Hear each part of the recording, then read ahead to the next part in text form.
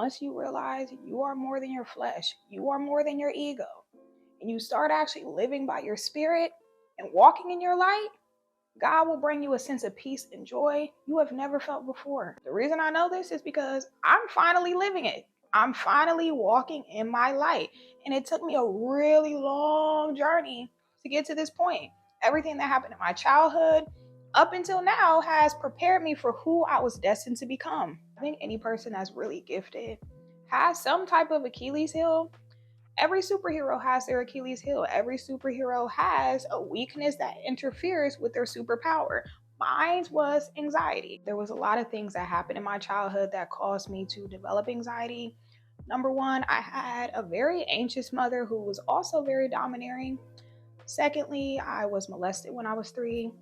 And when I was 8, my Nana died. And a week before she died, I had a dream she was going to die. So that really weighed heavy on me. So in the dream, she died in church. She was shouting and then she passed out in the Holy Spirit and she never got back up and they pronounced her dead in the dream. But in real life, she just died of a heart attack. She died at my aunt's house. She was at home by herself. We came home from school. We found her in the laundry room. And I tried to warn all the adults in my family a week before she passed. When I had that dream, I tried to warn all the adults, like, look, I had a dream Nana was going to die. Is she okay? Like, what's going on? And they're like, no, you're probably just worried about her. No, like, it's just a dream. It doesn't mean anything. And in my mind, in my little kid mind, I'm like, no, I'm not worried about her. Now I am worried about her because I had this dream, but prior to me having this dream, I wasn't worried about her. So I know I'm not just being crazy. Like, I know that there's something to this dream. And long and behold, a week later, she was gone. And I remember being so worried about, did she go to heaven? Did she go to hell? Like, God, please give me some type of sign that she's okay. A few weeks after she passed, I had another dream. In the dream, we were at my aunt's house where she died. And there was like a barbecue cookout going on. Everybody was outside except for me. I went inside to get some food, and long and behold, I see my Nana sitting on the couch in the living room. And I'm like, Nana, aren't you supposed to be dead? And she was like, girl, you crazy. Go in there and give me some barbecue chicken. Like, I'm here. Like, I'm alive. I'm well. Go give me my chicken, because she loved barbecue chicken. So I went in the kitchen. I came back and she was gone. And I look out the window and I see somebody flying away with angel wings. And that's how I knew, okay, God, like, that's your way of telling me she's okay. She's in good hands. All throughout my childhood, I had elders, especially elders in the church, telling me I had the gift of discernment, telling me that I was a prophet. But I wasn't ready to receive that because I had a lot of self-defeating beliefs about myself, even at a very young age. Like, I have very low self-esteem issues. So I was just like, y'all are just saying stuff to be nice. Y'all are just saying stuff to make me feel better. But I realized now they were right. When my mom started dating my youngest brother's dad, she brought him to the house. I think I was like maybe 9 years old. And the first time I met him, after he left, I told her, I was like, I don't trust him. There's something sneaky about him. And she was like, you don't know anything. Just stay in the child's place. I'm going to find out I was right. He ended up cheating on her. She caught him in the act and she called the engagement off. And the crazy thing is, when my mom found out she was pregnant with my youngest brother, that's when she went over to his dad's house to tell him. And that's when she caught him in the act. And the crazier thing is, I knew she was pregnant before she told me, because I had a dream that she was pregnant. Even though I had these spiritual gifts, I also had a lot of unresolved trauma and self-esteem issues and ego that stopped me from fully walking in my light. So I had a lot of prophetic dreams as a child. Even there was this one church service that we had, and that was the one church service that they're like, there's no kids service today. We need everybody upstairs, the kids, the adults. We need everybody to hear this sermon, everybody to hear this message. And at first, I'm not going to lie, I was kind of bummed out because I'm like, man, I want to go to kids' church. Like, I don't want to be up here with the adults. But come to find out, that service really moved me. And it moved even my god sisters and my cousins to the point where after we were done with the church service and we went back home, we were so fired up from that church service. I was like, we should have our own church service. And they were like, yeah, let's do it. And I was like, okay, well, I'm going to be the pastor. I'm going to be the preacher. And they're like, okay. At first, it started off as, us just playing church, us just, being little kids. Next thing I know, everybody's crying. Like for me preaching, for me, whatever I was saying, whatever message I was giving, they all started crying. And then I started crying. And then we were all praying for each other. It was crazy. But just moments like that in my childhood let me know this is what I'm supposed to be doing. As I got older and I started to be programmed and kind of disconnected from my spirit, I went a long time without having dreams. Not even just prophetic dreams. I wasn't having dreams at all. So I thought that I lost my gift until it was probably like a year before my brother passed. I had a dream that he died. In the dream, me, my mom, and my youngest brother were standing over his casket, and we all had the awareness that he died from being shot in the head.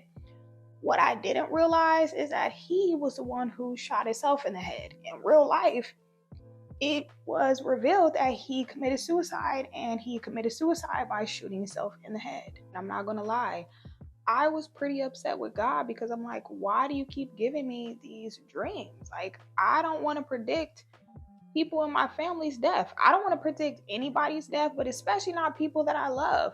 So I was kind of mad at God. Like, I know this is considered a gift, but I kind of feel like this is a curse. So again, I was worried about whether or not my brother was okay. And I wrote my brother a letter pretty much telling him, I miss you, I love you, I pray that you're okay, and if you could communicate to me somehow in a dream, just let me know that you're okay and that I forgive you for all the wrongs and things that you've done when you were alive. I forgive you and I love you and I don't judge you. So 3 weeks later, he came to me in a dream. He apologized for the pain that he caused the family, but he told me, I'm okay. I want you to know that I'm okay.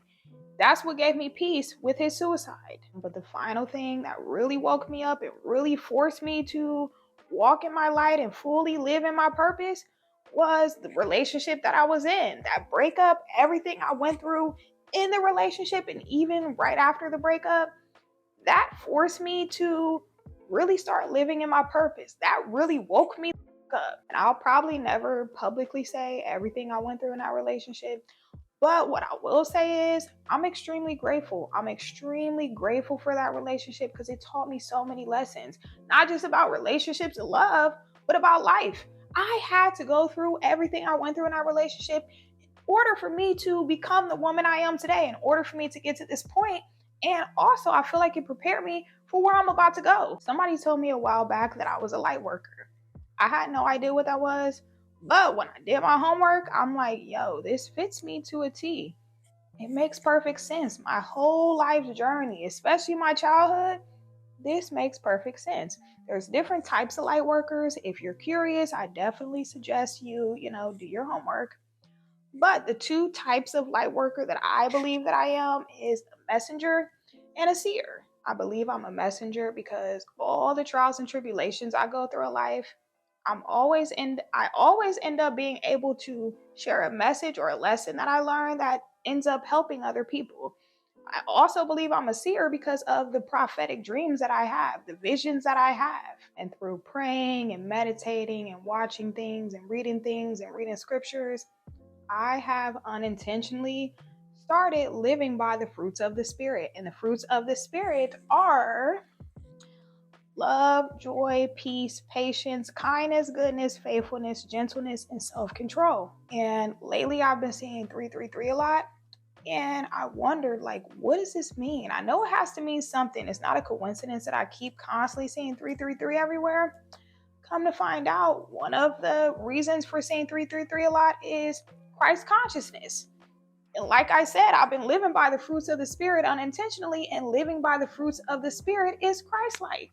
Another reason for seeing 333 is a symbolism for you opening up your throat chakra and speaking your truth.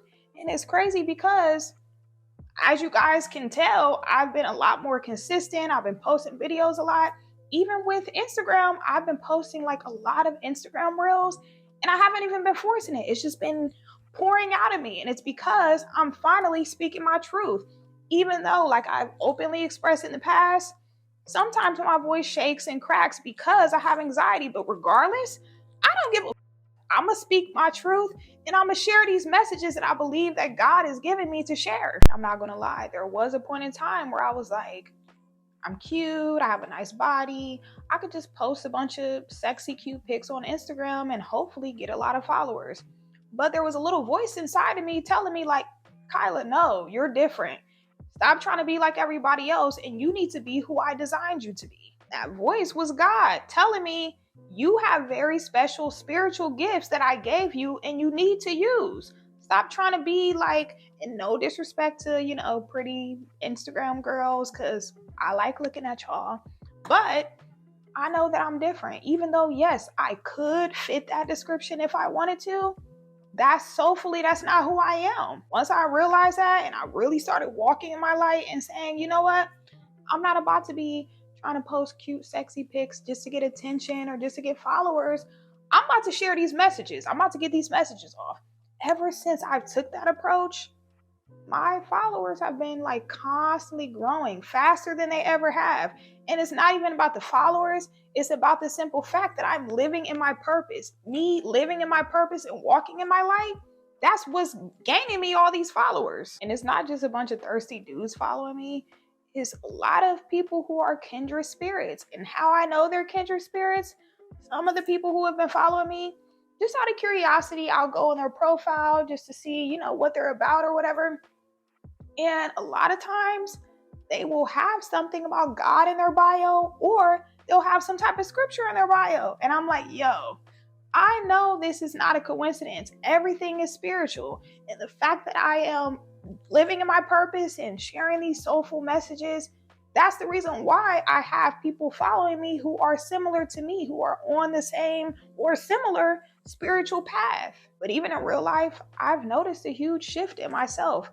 I've noticed a lot more people like coming to me, asking me for advice, even just wanting to be around me, or me sensing that I'm giving that person energy or light or encouragement. And even just little stuff like anytime I go to the store or anytime I'm just walking, I'm just constantly smiling. I'm constantly smiling at people. I'm constantly telling people like, have a blessed day, peace and blessings. And it's not even something I'm doing consciously. It's just naturally coming out of me. Me being loving and understanding and not judging people. That's just coming to me naturally. I'm not forcing myself to be that way.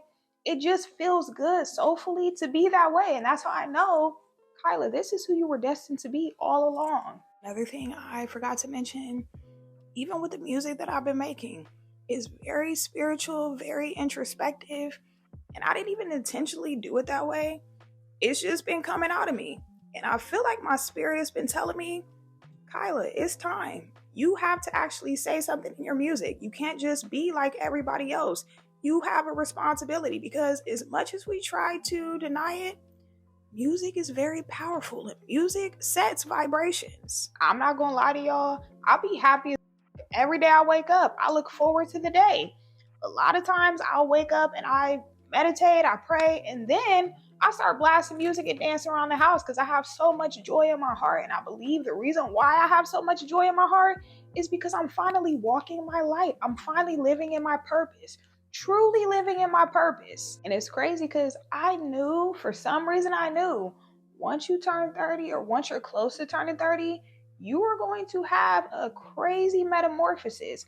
And that's what's been going on. Like, I turned 30 next month. And I'm going to tell y'all something right now. I'm here to light this bitch up. And I mean that in the most positive way. I'm here to spread light and love. That's what I'm here for. So I want to leave you guys with a couple of questions to ask yourself. Number one, how can you use your existence to help others? Number two, how can you leave a positive impact? And number three, what gifts do you have that you could use to bless somebody else? These are all important questions to ask yourself. So I love you guys. I hope this video was helpful. If it was, make sure you like it, make sure you subscribe, and even share it with a friend. And yeah, I will see you guys soon. Bye.